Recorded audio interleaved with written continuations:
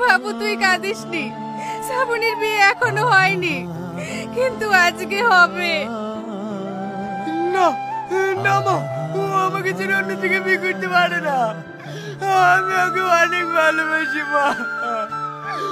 ওকে যদি আমি না পাই তাহলে আমি মরে যাবো, তাহলে আমি মরে যাবো।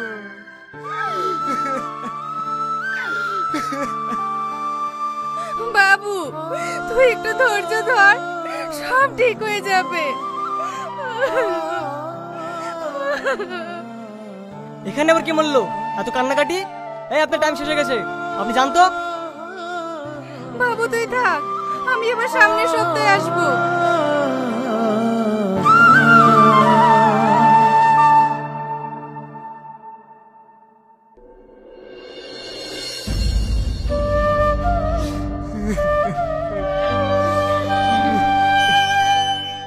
এই খেয়ে নে।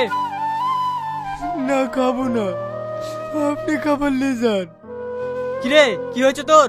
তোর প্রেমিকা মারা গেছে নাকি? খা বলছি খা। আমি খাবো না বলছি নে, লে যাও খাবার।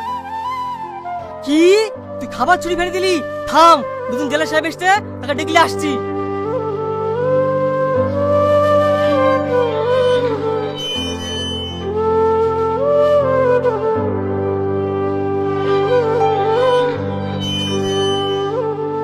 ম্যাডাম এই ছেলেটা।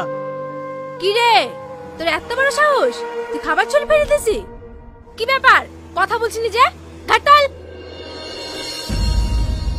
কি ব্যাপার তুমি এখানে? সবই আমার কপালের দোষ। গ্রামের সবাই আমাকে দোষী বানিয়ে জেলে পাঠিয়ে দিয়েছে। গ্রামের লোকের কাছে কি অন্যায় করেছিলে তাই তোমাকে জেলে পাঠিয়ে দিল? আজ থেকে 6 মাস আগে কিছু খারাপ ছেলে পিলেদের হাত থেকে একটা মেয়েকে বাঁচিয়েছিলাম, এটাই ছিল আমার অপরাধ। এ কি বলছো তুমি? 6 মাস আগে তো তুমিই আমাকে বাঁচিয়েছিলে। তোমাকে যে ধন্যবাদ দেব সেই সুযোগটাও পাইনি, চাকরির টেলিং অনেক ব্যস্ত ছিলাম। তোমাকে বাঁচানোর পর থেকে আজ আমি জেলে। আমি একটা জিনিস বুঝতে পারছি না, তুমি আমাকে বাঁচিয়েছিলে, খুব উপকার হয়েছিল, তাহলে তুমি জেলে কেন? তোমাকে সেদিন যে ছেলেগুলো ডিস্টার্ব করছিল না, কেউ মেম্বারের ছেলে, কেউ প্রধানের ছেলে, ওদের অনেক পাওয়ার, তাই তোমার আর আমার নির্যাতনের কেস দিয়ে আমাকে জেলে পাঠিয়ে দিয়েছে। তোমার উপর এত নির্যাতন হয়েছে? না না, আমি সহ্য করবো না, আমি আজই তোমাকে মুক্তি করে দেব। চলো। আমি সারা জীবন জেলে থাকতে চাই, আমার বাড়ি যাওয়ার কোনো ইচ্ছে নেই।